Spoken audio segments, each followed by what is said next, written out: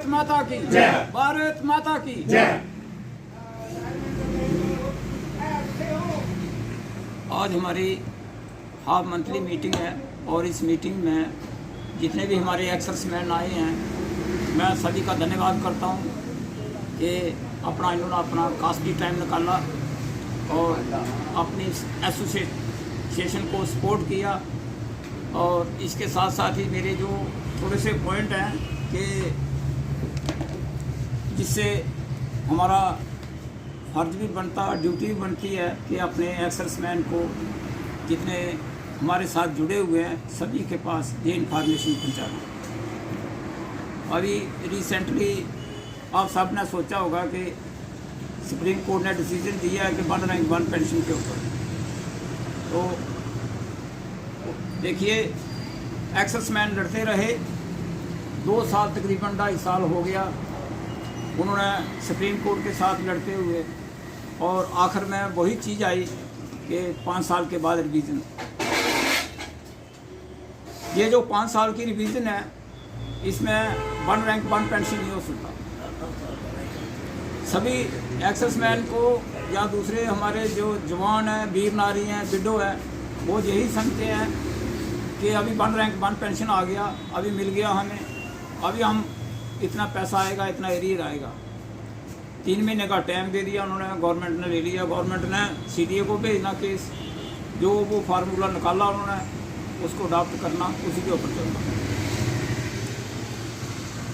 Court के order हो या किसी के भी हो, वो उन्होंने क्लियर कट कर दिया कि ठीक है इनको दो। लेकिन ये भी साथ में लिख दिया कि जो गवर्नमेंट ने बोला है कि 5 साल के बाद रिवीजन, वो ठीक है। केस लड़ रहे थे हम लोग, जो एक्सर्समैन दिल्ली में बैठे हैं, वो भी बेचारे यही सोचते हैं कि हर साल जनवरी में रिवीजन करो, पेंशन बढ़ा दो। जितनी एक सिपाही की, जितनी एक जवान की पेंशन जब पे बढ़ती है, उसकी 50% पेंशन बढ़ा दो, तो वो होती है 1 रैंक 1 पेंशन। 5 साल तक एक जवान पेंशन ले रहा है, 5 साल तक एक जवान नौकरी कर रहा है, तो वो 5 साल की इंक्रीमेंट जो है, वो जवान उसकी इतनी इंक्रीमेंट बढ़ जाएगी, उसकी पे भी इतनी बढ़ जाएगी। और जो साल के बाद या 2 साल के बाद या 3 साल के बाद जो आदमी आएगा, उसकी पेंशन जो है, जो अभी के आए हुए लोगों से ज़्यादा होगी। टेक्निकल एनर्जी के एक्सर्समैन वेलफेयर एसोसिएशन डिस्ट्रिक्ट हुआ। आपके माध्यम से यही कहना चाहता हूँ कि हमारे हर महीने में 2 मीटिंग्स होती है, जिसमें 10 तारीख और 20 तारीख। आज हमारी 20 तारीख को मीटिंग थी। आप भी देख रहे हैं कि जितने भी हमारे एक्सर्समैन आए हैं, ये कोई प्रॉपर सिटी से नहीं है, गांव से भी आते हैं, अलग अलग गांव से आते हैं, और अलग अलग इनकी कुछ प्रॉब्लम्स भी हैं। हमारा ये नहीं है कि हम सिर्फ एक्सर्समैन का वेलफेयर देख रहे हैं। जैसे गाँव से हमारे कोई एक्सर्समैन है, तो उनके जो पॉइंट हैं उनके बारे में भी जो मैं बताना चाहता हूँ कि जो हमारी डिस्ट्रिक्ट एडमिनिस्ट्रेशन है, उसे भी उन बातों के ऊपर ध्यान देना चाहिए। सबसे बड़ी बात है कि नशाखोरी, ड्रग्स इतना बढ़ गया है ये लेना। पुलिस महकमा जितना भी है, चाहे वो एसएसपी साहब के अंडर है, चाहे किसी के अंडर भी है, वो जितना भी देख रहे हैं वो सिर्फ सिटी को ही ज़्यादा ध्यान देते हैं। लेकिन मैं आपके माध्यम से ये कहना चाहता हूँ कि नेशनल हाईवे के ऊपर जितने भी हमारी कंडी बेल्ट है, वहाँ पे नॉट इवन के एक सिंगल भी कांस्टेबल या किसी की भी कोई निगरानी नहीं है कि जो इन हालातों के ऊपर देख सके।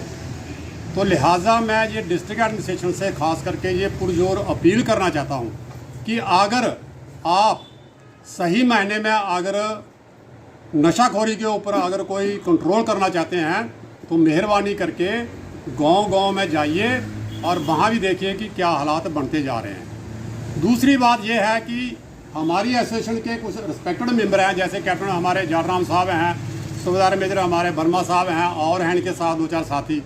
डेली ये वहाँ पे दूध देने के लिए जाते हैं, जहाँ पे डिस्ट्रिक्ट हॉस्पिटल।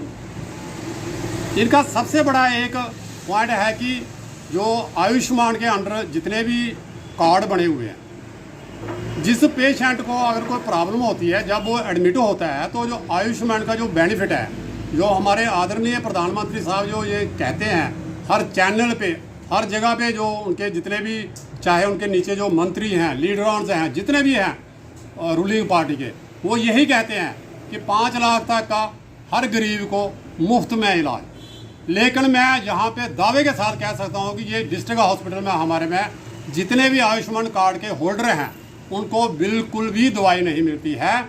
और अगर कहीं किसी को खुशनसीबी से मिलती भी है तो जब वो बीमार होता है तो उसको बोलते हैं कि शाम को आना या 24 घंटे के बाद आना है।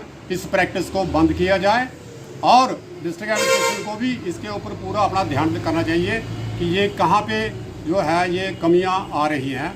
तो ज़्यादा मैं नहीं कहता हुआ, कल एक हमारे कठुआ वासियों के लिए, खास करके ये नहीं है कि एक्स सर्विसमैन वालों के लिए, जितने भी हमारे कठुआ के लोग हैं खास करके उनके लिए बड़ा एक खुशी का दिन है कल, कि हमारे जो महाराजा गुलाब सिंह थे उनके जो स्टैचू का अनावरण करना है। हमारे आदरणीय जो जहाँ के मेंबर ऑफ पार्लियामेंट हैं और MOS में जो मिनिस्टर हैं डॉक्टर जितेंद्र सिंह जी, उनके कर कमलों के द्वारा उनका जो स्थापना होगी। तो मैं ये कहना चाहता हूँ कि महाराजा गुलाब सिंह ये हमारी स्टेट के लिए नहीं, हमारी कंट्री के लिए नहीं, बल्कि पूरी दुनिया के लिए एक मिसाल थे, जिन्होंने अपनी जेब में से खर्च करके इसको रियासत को ख़रीदा था। और आज हम उसी रियासत के जहाँ पे बशिंदे हैं और रह रहे हैं, तो लिहाजा उनकी जो मूर्ति का कल जो स्थापना दिवस है, तो मैं कहता हूँ कि पूरे शहर वासियों से मैं अपनी तरफ से, अपनी पूरी एसोसिएशन की तरफ से ये पुरजोर मांग करता हूँ कि ज़्यादा से ज़्यादा लोग वहाँ आकर के उसकी शोभा बढ़ाएं। इसी के साथ मैं धन्यवाद करता हूँ मीडिया वालों का भी। जय हिंद, जय भारत।